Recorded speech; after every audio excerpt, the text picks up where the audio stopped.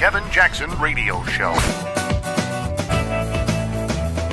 What's up, everybody? I was talking about life earlier, and we're told life is precious.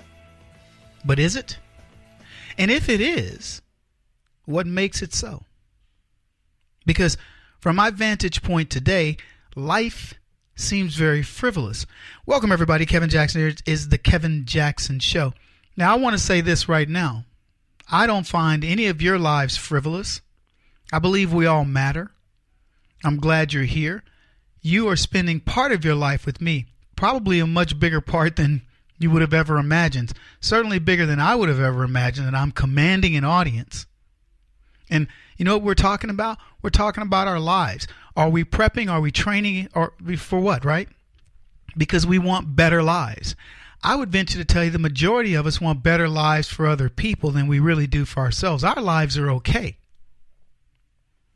What I've learned about life is the more left you are, the more worthless your life appears to be.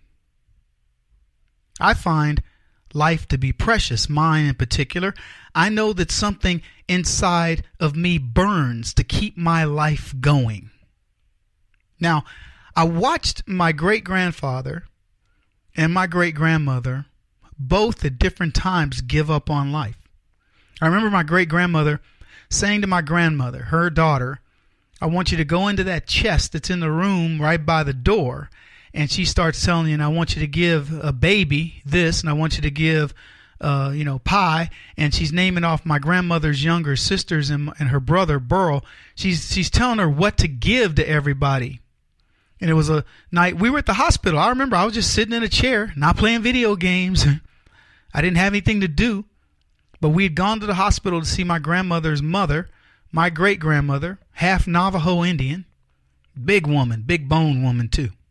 And she was laying in that bed, and my grandmother was talking about, mama, and, having her conversation. And my great-grandmother was telling my grandmother what to give away. And my grandmother says to her, Mama, why are you giving all this stuff away? That's some of your favorite stuff. And my great-grandmother, as ornery as she was, said, now, hey, I just told you what to do, now do it. And my grandmother goes, okay, whatever. So we went back to the house. It was a very, very unassuming house with a hole in the floor in the living room and what do they call this? Area stove, but it was one of those black stoves you put wood in, and it exhausted through the ceiling. Anyway, my grandmother, we went back to the house, and she was going through the stuff looking for what her mother had told her to give away. And of course, the next morning, my grandmother passed away. My great-grandmother died. Similar thing, my great-grandfather had gone to the VA hospital, and I went to see him, and he said to me, he's always a strong guy. My great-grandfather, I'll tell you, people don't believe this story, but everybody in my family knows it. It's a true story. My great-grandfather was tending his crops. He's a sharecropper, and a mule wouldn't move. And he was trying to get this mule going because he needed to finish this crop. And he hit this mule and knocked it out. People know that story. It's a true story. And so he was known just to be crazy strong. And it was funny because I was much like him. And I've never knocked out a mule. Thankfully, they've all been pretty agreeable. Or maybe I would have. But anyway, my great-grandfather, who was probably one of the strongest men I've ever met in my life, he wasn't huge. He was probably 5'10", $180. But he was all you wanted to handle. He would throw you around like a rag doll. And it's folklore through my family that would tell you that. It's just not me bragging about him, even though I love him to death. He is the man I respected the most in the world. So anyway, my great-grandfather, I go to see him at the VA hospital. He's sitting on the bed, and he says to me, he's got a nickname for me, and he says, I peed myself. And I said, what, Papa? And he says, I peed myself. I couldn't hear him completely. And he was practically blind, almost blind. And I said, well, that's okay, Pops, and he was crying. He'd never seen my great-grandfather cry in my entire life, and I don't think he was much for crying, but he cried, and I cried, because I couldn't believe that the strongest man I knew was sitting there crying because he was admitting to me that he peed himself. He couldn't hold it. And he was like, I just feel so embarrassed. And I was like, Papa, it's okay. Don't worry about it. And we're crying.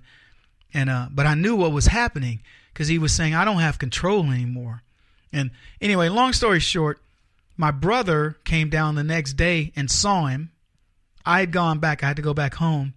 And my brother said to me, I don't think, Papa's going to be around. And then the next day he died. And so you can tell when people are saying, look, things are shutting down. And my question is, does something trigger that emotion? I mean, was it my grandfather losing control of his body? That's not a big deal in the scheme of things. But for him, it was. I know 50 years earlier, my great-grandfather would have fought for survival. He would have said, I got to figure out why I'm peeing on myself. But at that stage, it was like that was the end. We know people who aren't necessarily great people, by the way, who will fight for their lives. Somebody breaks into somebody's home and they say, man, that burglar had all he could handle because that young girl fought like the Dickens, and finally the neighbors heard and rescued her or whatever. Fighting for their lives. So what's worth fighting for? I'm willing to bet, and this audience is paying attention to the Kevin Jackson Show, listening to me speak about this, there are things you're willing to fight for, even die for others that you wouldn't necessarily fight for yourself. I'm saying like something about your kids or whatever, things like that. For me, somebody talks, does smack, does whatever, wants to hit whatever. I don't really care. But I'm more willing to go help a stranger in a situation than maybe I would do for myself. Can't say that across the board. But I know that. So my whole point of it is this. We're fighting for this thing that we hold to be precious, that leftists want you to believe that they feel is precious, and yet I don't see their side of it. I don't see them really looking at life from a precious point of view and saying, find out who your life is about. Find out what your life is about. I gave one of the greatest quotes earlier in the broadcast where I said the two most important days of your life are the day that you're born and the day that you find out what you were born to do. And I think that we find that earlier. We find it often. We find it at some point, and leftists don't. So I do want to talk about that. I want to talk about teens and guns and a host of other things, folks. I'm glad you're here. This is the Kevin Jackson Radio Show. Do you owe back taxes to the IRS or state? The secret to avoiding the IRS nightmare is to seek professional representation. My friends at Security Tax Associates provide the most cost-effective and ethical representation in the industry while helping to avoid seizures, levies, and wage garnishments. Security Tax Associates is here to ensure that the appropriate steps are taken to permanently eliminate any possibility of future tax burdens once and for all. For a free, no-obligation consultation, contact Security Tax Associates, 844-779-4177. That's 844-779-4177. 844-779-4177. Or visit them at securitytaxassociates.com.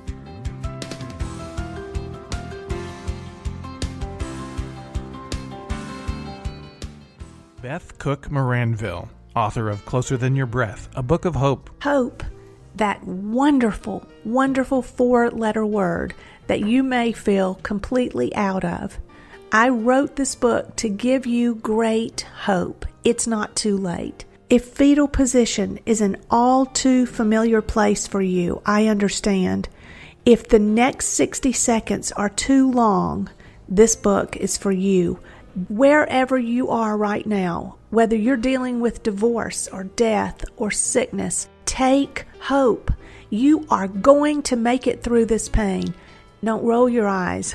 I've walked this road and I know it. The best is yet to come. Closer Than Your Breath, a book of hope from author and speaker Beth Cook Moranville, can be found on Amazon.com or Kindle.com.